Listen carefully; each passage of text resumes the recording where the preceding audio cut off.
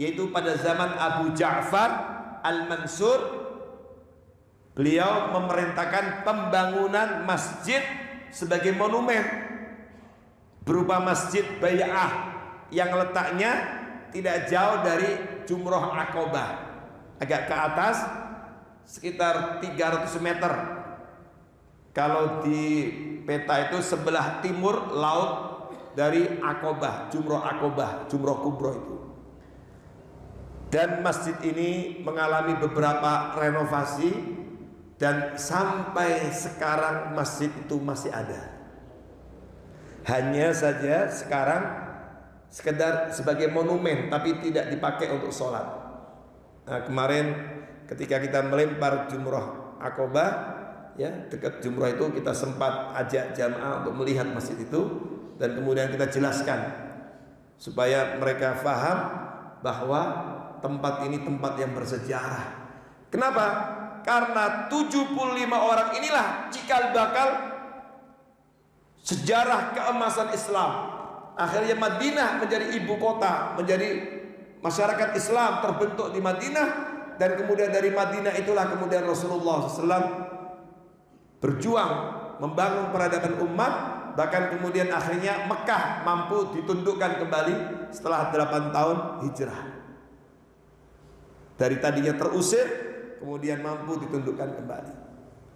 Jadi sejarah ini, Bai'ah Aqobah ini adalah sesuatu yang penting, yang sangat berpengaruh positif dan signifikan dalam perjalanan dakwah. Makanya sampai sekarang masih ada masjid itu. Di tengah pesatnya pembangunan Mina, karena Bapak Ibu kalau lihat di YouTube atau di TV, Mina itu sekarang sudah kayak kota, nggak seperti dulu. Sekarang udah banyak berdiri apartemen-apartemen. Ya, sebagian jamaah itu nginepnya bukan di tenda lagi, tapi apartemen. Ada juga rumah perumahan-perumahan. Ya, jadi apartemen-apartemen sebagian. Memang masih banyak, mayoritas masih tenda. Di sekitar Jamarot itu kanan kiri itu sudah berdiri. Ya, sebelah kanannya itu berdiri apartemen-apartemen tinggi banyak. Jadi tapi di tengah pesatnya pembangunan perluasan Mina, sampai hari ini alhamdulillah masjid itu masih berdiri. Dan itu sebagai catatan penting agar sebagai saksi sejarah dan agar para jamaah haji yang melaksanakan Jumroh Jamarot atau mabit di Mina selalu ingat akan Bai'at Aqobah ini yang merupakan tajdid, pembaruan komitmen. Makanya ini yang harus kemudian diambil sebagai oleh-oleh dari jamaah haji. Pulang dari haji itu diantaranya ada membangun semangat baru untuk berdakwah. Sebab itulah yang dulu dimanfaatkan oleh Rasulullah SAW, musim haji itu dimanfaatkan untuk berdakwah. Dan mereka yang pulang dari haji memiliki semangat dan tekad baru, komitmen untuk mendakwakan ajaran Islam, mendakwakan ajaran Rasulullah SAW. Dan inilah yang harusnya menjadi oleh-oleh jamaah haji.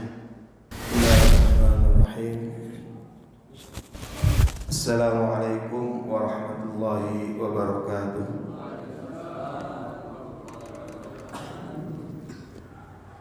Alhamdulillah. Alhamdulillah wahdah sadaqa wa'adah wa nasara 'abdah wa 'azza junda wa hazama al-ahzab wahdah. Wassalatu wassalamu ala Rasulillah Sayyidina Muhammad bin Abdullah wa ala alihi wa ashabihi wa mawalah. Amma ba'd, faqala ta'ala fi kitabil karim, a'udzu billahi minasy syaithanir rajim, fa idza qadaytum manasikakum fadhkurullaha ka dzikrikum aba'akum aw ashadda dzikra. فمن الناس من يقول ربنا آتنا في الدنيا وما له في الآخرة من خلاق ومنهم من يقول ربنا آتنا في الدنيا حسنة وفي الآخرة حسنة وقنا عذاب النار. صدق الله العظيم. Ma'asyiral muslimin wal muslimat, hafizakumullah. Alhamdulillah, Allah Subhanahu wa taala kembali mempertemukan kita dalam raudhah min riyadil jannah, taman dari taman surga. Semoga Allah Subhanahu wa taala mudahkan kita semuanya nanti dikumpulkan di surganya. Amin ya rabbal alamin. Sesuai dengan permintaan, pada kajian kali ini kita akan membahas hal yang berkaitan dengan haji. Bapak Ibu hafizakumullah, al-hajj, haji itu adalah jami'ah. Haji itu adalah kampus, universitas, madrasah min madaris, sekolah dari sekolah yang di dalamnya ada begitu banyak muqarrarat, kurikulum yang bisa menuntun manusia menjalani kehidupan ini. Di dalam haji ada muqarrarat yang terkait dengan at-tarbiyah al-ailiyah. Ada kurikulum yang berkaitan dengan pendidikan keluarga. Bahkan Bapak Ibu kalau membaca ya, dan merenungkan tentang prosesi haji itu, maka begitu banyak pada titik-titik pelaksanaan dari manasik dan ibadah haji itu ada inspirasi-inspirasi yang berkaitan dengan pendidikan keluarga. Maka ketika sa'i, kita ingat siapa? Istri Nabi Ibrahim, Hajar, yang ditinggal oleh Nabi Ibrahim atas perintah Allah di sebuah lembah biwadin ghairi dzi zar'in. Lembah yang tidak ada tanaman, tandus kering, yang menurut logika manusia susah untuk hidup di sana, ditinggalkan bersama dengan bayinya. Makanya Siti Hajar sempat bertanya kepada Nabi Ibrahim, "Man amaraka bihadza?" Siapa yang memerintahkanmu untuk meninggalkan kami di tempat seperti ini? Kalau dalam bahasa sebagian ibu-ibu masa kini, emangnya kita mau dikasih makan apa? Tapi Nabi Ibrahim diam. Lalu baru muncul kesadaran dari istrinya yang solihah, karena selama ini dibimbing, dididik oleh suaminya untuk beribadah kepada Allah. Baru ingat, Allahu amaraka bihadza, apakah Allah yang memerintahkanmu untuk meninggalkan kami di tempat ini? Baru Nabi Ibrahim mengatakan iya. Dan kemudian muncul dari seorang istri kesadaran penuh, selama Allah yang memerintahkanmu, idzan la yudhi'ana. Kalau begitu Allah yang memerintahkanmu tidak akan pernah menyia-nyiakan kami.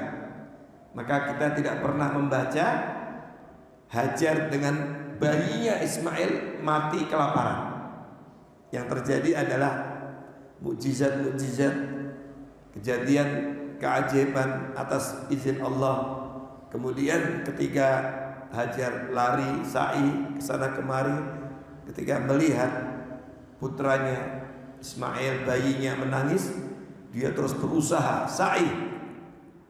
Meskipun dalam logika kita nggak mungkin ada air di situ, tapi terus saja tetap berusaha. Ini pelajaran penting dalam menjalani kehidupan, termasuk kehidupan keluarga. Yang terpenting itu adalah ikhtiar, sa'i kita, usaha kita. Proses ini harus kita jalani. Masalah hasil serahkan kepada Allah. Dan akhirnya terjadilah apa yang terjadi dengan Zamzam itu. Di jumrah ini Zamzam. Ketika melempar jumrah, kita tahu itu juga bagian dari proses yang juga tidak lepas dari keluarga Nabi Ibrahim. Bagaimana ketika Nabi Ibrahim diperintahkan Allah untuk menyembelih putranya, maka begitu banyak gangguan-gangguan iblis, syaitan tidak berhenti mengganggunya. Emang tega kamu, anak yang sekian puluh tahun kamu tunggu-tunggu, tiba-tiba mau kamu sembelih. Istrinya diganggu, Ismail juga diganggu, Nabi Ibrahim sendiri diganggu. Maka terjadilah jumrah itu, dilempar dan kemudian diambil, dijadikan sebagai bagian dari prosesi ibadah haji. Jadi ini adalah kampus yang diantara kurikulumnya haji itu adalah pendidikan keluarga. Maka harusnya setiap kali musim haji ini menjadi kontemplasi, murajaah, muhasabah. Sejauh mana kita mampu mengambil inspirasi dan mengambil pelajaran teladan dari keluarga Ibrahim yang telah berhasil mendidik istrinya, mendidik anaknya, sehingga keluarga ini kemudian kisahnya diabadikan Allah dalam Al-Quran. Makanya di dalam Al-Quran disebutkan untuk dijadikan uswah. Ada 2 nabi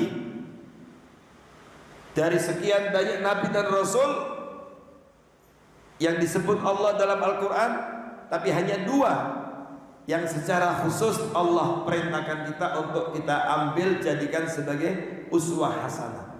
Rasulullah SAW dan Nabi Ibrahim alaihissalam. Bapak Ibu hafizakumullah, tapi dari kurikulum haji juga banyak diantaranya ada kurikulum yang berkaitan dengan dakwah. Dan inilah seharusnya yang menjadi pelajaran inspirasi dari para jamaah haji. Pulang dari haji itu harus punya komitmen baru untuk melanjutkan estafeta dakwah Rasulullah SAW. Dan kalau kemudian dipahami dan kemudian seluruh jamaah haji memahami ini dan kemudian melaksanakan, maka sesungguhnya keadaan umat ini setiap tahun pasti akan berubah menjadi lebih baik. Apa? Adalah Rasulullah SAW memanfaatkan momentum haji itu untuk dakwah. Di antaranya kejadian yang terjadi di Jumrah Aqobah. Selama 10 tahun Rasulullah SAW melakukan dakwah di Mekah, tapi respon masyarakat Mekah tidak menyenangkan, justru malah dimusuhi. Orang-orang Quraisy tidak merespon secara baik dakwah Rasulullah SAW, sehingga dalam kurun waktu 10 tahun tidak banyak yang kemudian masuk Islam. Maka Rasulullah SAW mencoba untuk berpikir kembali bagaimana berusaha menyampaikan Islam kepada orang-orang di luar Mekah. Dan diantaranya adalah memanfaatkan kedatangan orang-orang di luar Mekah, termasuk yang dari Madinah, Yathrib, datang ke Mina, yang mereka melaksanakan ibadah haji. Perlu diketahui bahwa haji itu sudah ada sejak zaman jahiliyah. Hanya prosesi-prosesnya yang kemudian berubah ketika Islam menjadikan haji bagian dari rukun Islam, maka kemudian diperbaiki. Makanya Bapak Ibu, dulu di masa jahiliyah tawaf itu juga sudah ada. Jadi Makkah dengan Ka'bah ini dulu pusat peradaban sejak dulu. Hanya mereka dulu kalau tawaf telanjang. Ada juga ke Arafah ini ada, tapi kemudian diperbaiki. Nah, diantaranya banyak dari mereka yang kemudian selama musim haji datang ke Mekah, termasuk ke Mina. Nah, disinilah kemudian Rasulullah SAW ingin memanfaatkan kedatangan penduduk di luar Mekah, di antaranya dari Madinah yang datang haji di musim haji, yang mereka singgah di Mina, dimanfaatkan untuk didakwahi. Maka pada musim haji tahun 12 kenabian, maksudnya 12 kenabian sejak diutus jadi Rasul, Nabi SAW datang ke Mina, mendatangi orang-orang yang sedang melaksanakan musim haji saat itu.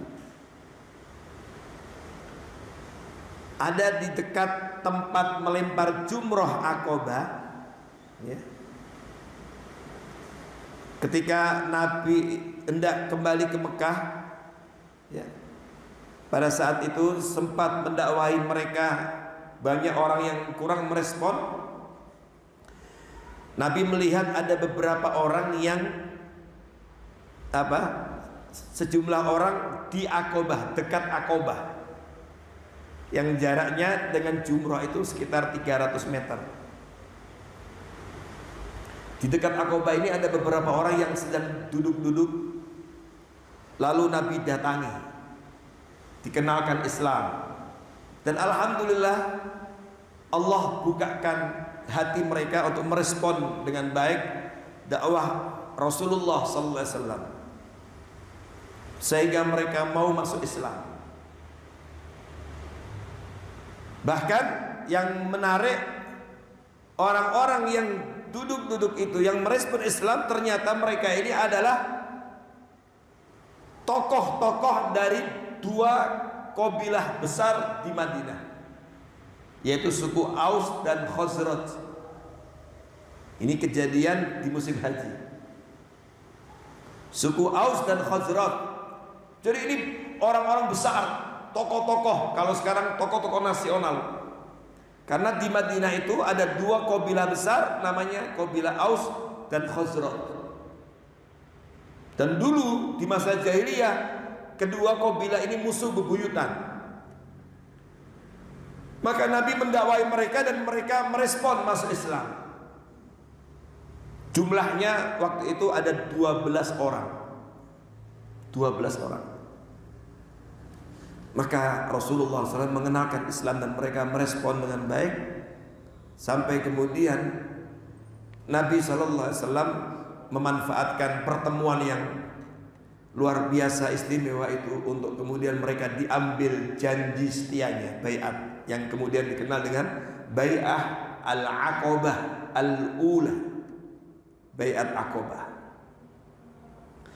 yang isinya ada 5 poin.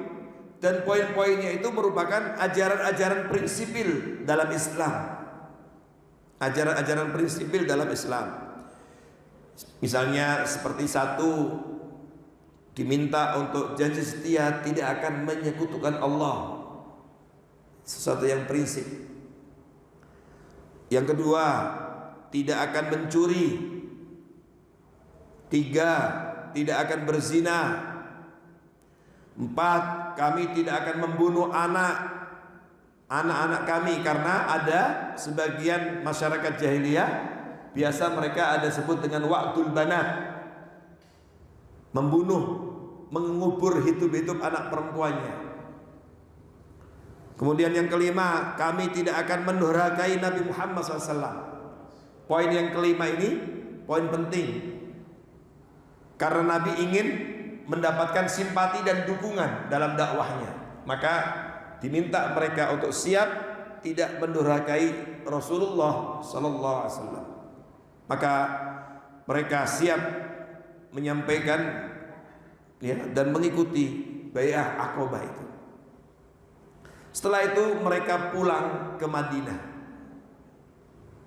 Dan kemudian mereka berdakwah, mendakwahi, menyebarkan Islam ke rumah-rumah dari penduduk Madinah yang waktu itu namanya masih Yathrib. Dan apa yang terjadi?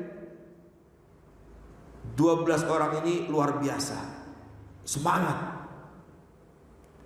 Maka pada tahun 13 kenabian di musim haji berikutnya, mereka kembali bertemu dengan Rasulullah sallallahu alaihi wasallam di tempat yang sama, di Jumrah Aqabah yang dikenal dengan Jumrah Kubra itu. Kali ini pesertanya bertambah banyak. Berapa? Ada 75 orang. 73 orang laki-laki dan 2 orang perempuan.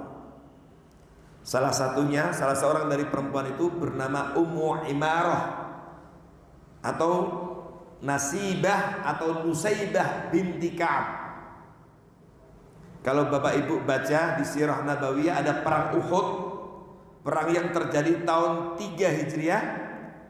Kan episode pertama menang, lalu yang kedua pasukan kaum muslimin diserang habis oleh orang kafir yang dipimpin oleh Khalid bin Walid.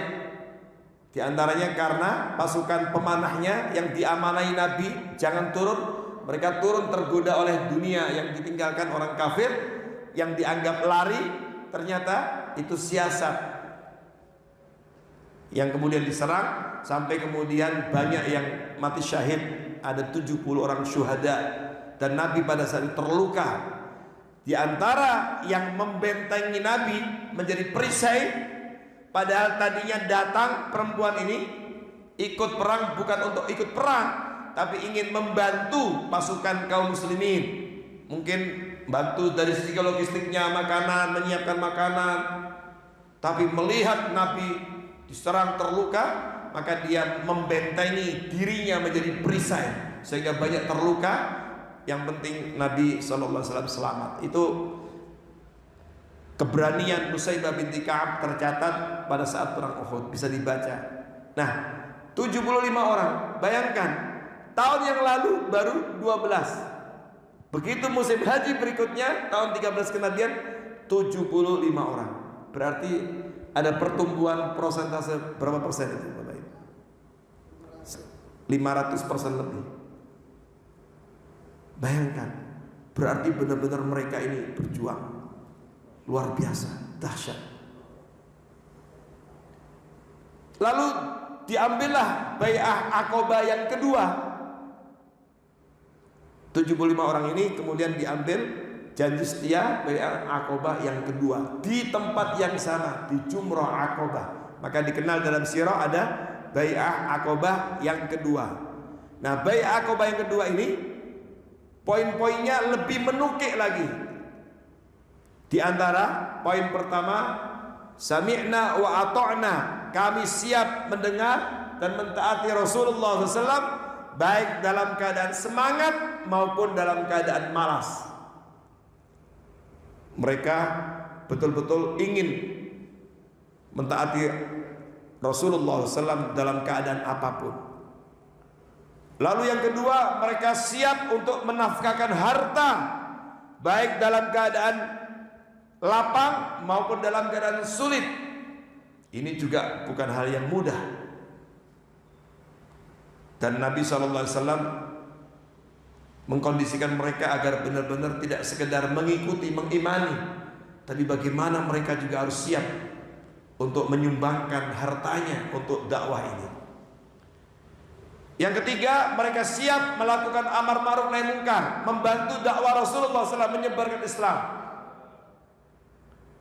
Dan yang keempat, mereka siap untuk tabah, sabar, istiqomah menghadapi celaan orang-orang kafir, karena mereka tahu ketika mengimani Rasulullah SAW pasti ada resikonya, pasti akan dicela, dibully kalau dalam bahasa kita sekarang, dicaci, dimaki. Mereka siap untuk tabah, istiqomah. Dan yang terakhir, yang kelima, poin yang kelima, mereka siap melindungi Nabi SAW sebagaimana mereka melindungi diri dan keluarganya. Dari mana? Melindungi dari serangan musuh-musuhnya. Nah, poin yang kelima ini yang dahsyat. Dan inilah yang kemudian terjadi, betapa mereka luar biasa pembelaannya terhadap Rasulullah SAW. Mereka pulang 75 orang ini ke Madinah, dan kemudian tidak lama Madinah futuh, hampir setiap rumah di Madinah ini kemudian menerima Islam, dan Allah bukakan mereka untuk mendapatkan hidayah, dan akhirnya mereka semuanya menjadi orang-orang beriman. Hanya sebagian kecil saja yang masih ada orang Yahudi ini, tapi sebagian besar. Dan pada saat itu, pada saat Bai'ah Aqabah itu, pada saat itu mereka pun juga menawari kepada Rasulullah SAW untuk pindah ke Madinah. Mereka bilang, kami siap membelamu, daripada kamu tinggal di Mekah ya Rasulullah, dimusuhi, silakan. Dan itulah yang kemudian menjadikan Rasulullah SAW semangat ketika diperintah untuk hijrah. Jadi proses hijrah itu sesungguhnya juga berawal dari sini, yaitu termasuk diantaranya merespon penawaran dari orang-orang mukmin di Madinah yang ikut dalam Bai'ah Aqabah Ula dan Tsaniyah. Ma'asyiral muslimin hafizakumullah, pada saat itu Bai'ah Aqabah kedua itu dihadiri oleh Al-Abbas bin Abdul Muttalib, paman Nabi yang waktu itu belum Islam. Tapi ini orang percaya, orang dekat Rasulullah, kerabatnya yang dipercaya. Meskipun yang kemudian pada akhirnya masuk Islam. Karena Al-Abbas bin Abdul Muttalib dengan putranya Abdullah bin Abbas itu akhirnya masuk Islam. Abdullah bin Abbas menjadi sahabat junior. Jadi waktu itu Abbas bin Abdul Muttalib hadir ikut, ya, tapi belum Islam. Nah karenanya untuk mengenang dan mengabadikan peristiwa Bai'ah Aqabah ini, juga untuk mengenang jasa Al-Abbas bin Abdul Muttalib, maka pada zaman Khalifah Abbasiyah yang kedua, yaitu pada zaman Abu Ja'far Al-Mansur, beliau memerintahkan pembangunan masjid sebagai monumen berupa masjid Bai'ah yang letaknya tidak jauh dari Jumroh Aqabah, agak ke atas sekitar 300 meter. Kalau di peta itu sebelah timur laut dari Aqabah, Jumroh Aqabah, Jumroh Kubro itu. Dan masjid ini mengalami beberapa renovasi, dan sampai sekarang masjid itu masih ada. Hanya saja sekarang sekedar sebagai monumen, tapi tidak dipakai untuk sholat. Nah, kemarin ketika kita melempar Jumroh Aqabah, ya, dekat Jumroh itu kita sempat ajak jamaah untuk melihat masjid itu, dan kemudian kita jelaskan supaya mereka faham bahwa tempat ini tempat yang bersejarah. Kenapa? Karena 75 orang inilah cikal bakal sejarah keemasan Islam. Akhirnya Madinah menjadi ibu kota, menjadi masyarakat Islam terbentuk di Madinah, dan kemudian dari Madinah itulah kemudian Rasulullah SAW berjuang membangun peradaban umat, bahkan kemudian akhirnya Mekah mampu ditundukkan kembali setelah 8 tahun hijrah. Dari tadinya terusir, kemudian mampu ditundukkan kembali. Jadi sejarah ini, Bai'ah Aqabah ini adalah sesuatu yang penting, yang sangat, ya, berpengaruh positif dan signifikan dalam perjalanan dakwah. Makanya sampai sekarang masih ada masjid itu. Di tengah pesatnya pembangunan Mina, karena Bapak Ibu kalau lihat di YouTube atau di TV, Mina itu sekarang sudah kayak kota, nggak seperti dulu. Sekarang udah banyak berdiri apartemen-apartemen. Ya, sebagian jamaah itu nginepnya bukan di tenda lagi, tapi apartemen. Ada juga rumah perumahan-perumahan. Ya, jadi apartemen-apartemen sebagian. Memang masih banyak, mayoritas masih tenda. Di sekitar Jamarot itu kanan kiri itu sudah berdiri. Ya, sebelah kanannya itu berdiri apartemen-apartemen tinggi banyak. Jadi tapi di tengah pesatnya pembangunan perluasan Mina, sampai hari ini alhamdulillah masjid itu masih berdiri. Dan itu sebagai catatan penting agar, ya, sebagai saksi sejarah, dan agar para jamaah haji yang melaksanakan jamarat atau mabit di Mina selalu ingat akan baiat Aqabah ini yang merupakan tajdid, pembaruan komitmen. Makanya ini yang harus kemudian diambil sebagai oleh-oleh dari jamaah haji. Pulang dari haji itu diantaranya ada membangun semangat baru untuk berdakwah. Sebab itulah yang dulu dimanfaatkan oleh Rasulullah SAW. Musim haji itu dimanfaatkan untuk berdakwah, dan mereka yang pulang dari haji memiliki semangat dan tekad baru, komitmen untuk mendakwahkan ajaran Islam, mendakwahkan ajaran Rasulullah sallallahu alaihi wasallam. Dan inilah yang harusnya menjadi oleh-oleh jamaah haji. Ya. Sayangnya ya, momentum haji ini tidak seperti dulu. Padahal kalau kita baca, banyak tokoh-tokoh Islam Indonesia ketika haji itu juga memanfaatkan untuk pertemuan-pertemuan dalam skop global, bertemu dengan tokoh-tokoh dunia yang kemudian menghasilkan banyak kesepakatan-kesepakatan untuk memajukan umat Islam pulang ke negara masing-masing. Mereka membangun ya, dan memiliki program untuk membangkitkan umat, kebangkitan umat. Seperti ada beberapa yang dicatat dalam buku-buku sejarah, bagaimana Ki Haji Agus Salim ketika haji bertemu dengan tokoh-tokoh dunia dan banyak yang lain juga. Hanya sekarang ya jadi seremonial biasa. Ya, sekarang ini memang setiap musim haji ya, pemerintah Saudi mengundang beberapa tokoh-tokoh, kemudian mengucapkan selamat, ucapan selamat tahniah dengan raja, dengan tapi seremonial biasa. Nah, perlu ada gagasan besar untuk menjadikan momentum haji ini sebagai momentum untuk memperbarui komitmen dan tekad dalam membangun atau dalam melanjutkan estafeta dakwah Rasulullah SAW. Bapak Ibu hafizakumullah, musim haji tahun ini memang berbeda dengan musim haji biasanya. Maka sebenarnya bagi yang berkesempatan haji tahun ini itu nikmatnya luar biasa. Kenapa? Karena ini adalah haji pertama setelah 2 tahun pandemi. Pemerintah Saudi tidak melaksanakan atau tidak menerima jamaah haji dari luar. Seperti kita tahu, tahun pertama pandemi, tahun 2020 waktu itu ada haji tapi dengan prokes yang sangat ketat, hanya 20.000 orang. Dengan prokes yang sangat ketat, itu pun hanya orang-orang dari dalam negeri Saudi saja. Ada sebagian jamaah Indonesia yang beruntung karena waktu itu pendaftaran melalui aplikasi yang keluar. Dan mereka dikawal ketat karena waktu itu masih dahsyat ya pandeminya.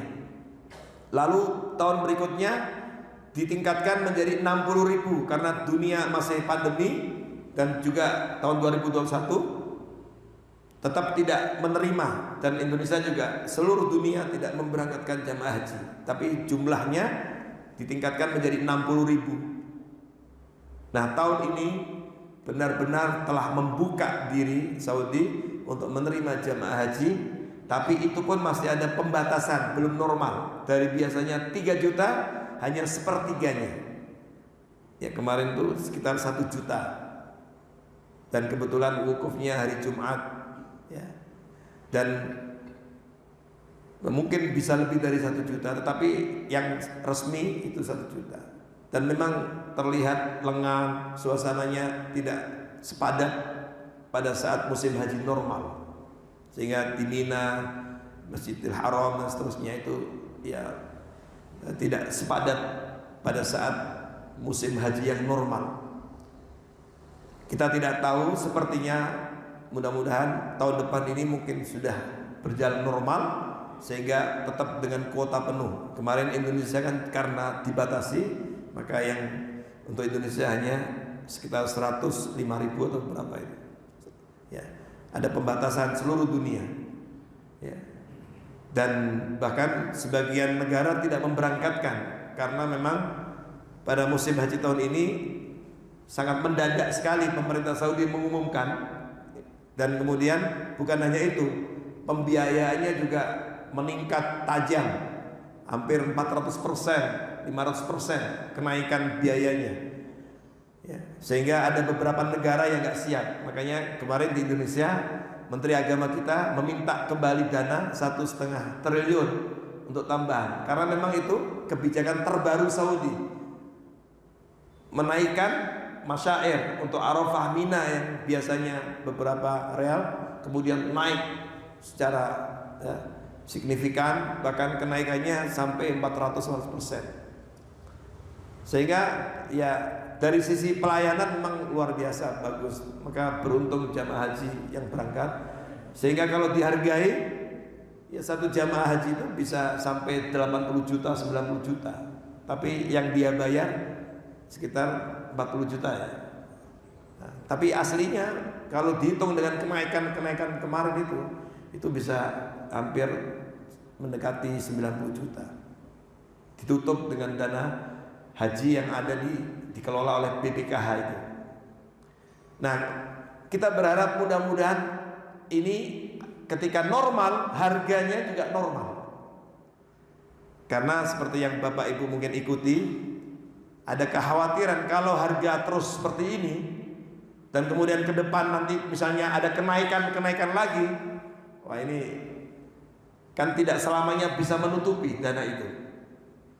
Ini yang dikhawatirkan. Makanya harapan kita mudah-mudahan ini karena pandemi pertama, haji pertama pasca pandemi, sehingga mungkin ada beberapa biaya-biaya. Karena memang Saudi luar biasa mengerahkan semua kekuatannya untuk keberhasilan dan kesuksesan haji pertama dengan mendatangkan jamaah haji dari luar setelah 2 tahun pandemi ini. Sehingga memang di Saudi memang sekarang kondisinya udah seperti tidak ada pandemi lagi. Seperti Bapak Ibu lihat TV ya, kondisinya udah normal, tidak ada pembatasan, tidak ada masker, tidak ada. Jadi udah kayak biasa. Ya batuk pilek itu dianggap biasa. Dianggap biasa batuk pilek. Dan tidak ada pemeriksaan masuk Masjidil Haram yang dulu pakai aplikasi, udah nggak ada lagi. Hanya untuk raudhah, untuk raudhah min riyadil jannah yang ada di Madinah itu memang harus mendaftar grupnya atau travelnya atau KBIH-nya, karena dilakukan secara kelompok, nggak bisa sendiri. Sekarang harus mendaftar, masuk ke aplikasi kalau raudhah, kemudian antri, nanti ditentukan, oh rombongan Anda dapat jatah jam sekian. Nah, untuk raudhah memang dibatasi karena memang tempatnya terbatas, sehingga tidak seperti dulu orang berebutan. Tapi ketika daftar nanti dia akan dapat pemberitahuan, oh rombongan Anda sekian ratus orang masuk raudhah jam sekian, hari ini jam sekian. Jadi daftarnya seminggu sebelumnya, 5 hari sebelumnya, nanti dapat tanggal sekian, jam sekian. Nah, itu di raudhah diatur seperti itu. Apakah seterusnya? Wallahu a'lam. Tapi kami dengar itu diberlakukan ketika pandemi ini. Ya. Apakah nanti akan berlangsung seperti itu? Wallahu a'lam. Sehingga dibatasi. Ketika udah masuk juga dibatasi. Nanti misalnya 40 menit lalu diusir, ganti rombongan berikutnya masuk. Nah, memang lebih rapi. Kalau dulu kan orang semaunya masuk, jalan. Sehingga kadang-kadang sholat saja nggak bisa. Sujud itu mengenai tubuh jamaah yang ada di depan kita. Nah, sekarang lebih rapi. Jadi orang masuk disesuaikan dengan kapasitas raudhah tempat itu, sehingga sholat bisa lebih khusyuk. Dan memang dibatasi 30-40 menit pergi, ganti lagi rombongan berikutnya. Ya antrinya bisa 1 jam, 1,5 jam, karena harus antri. Tapi yang lain normal semuanya. Dan alhamdulillah Ya memang Saudi ingin menunjukkan bahwa mereka serius untuk melaksanakan ibadah haji ini, mengelola haji ini, maka dikerahkan polisi, tentara, semua dikerahkan, sehingga memang karena jumlahnya sepertiga terlihat sekali ya, pelaksanaan hampir banyak prosesnya itu berjalan dengan baik dan lancar. Dan ini tentu nikmat yang besar yang wajib disyukuri, dan kita berharap mudah-mudahan ke depan juga terus dikelola dengan lebih baik. Dan harapan kita para jamaah haji yang beruntung bisa melaksanakan ibadah haji dan pulang, ada 100.000 lebih jamaah haji Indonesia.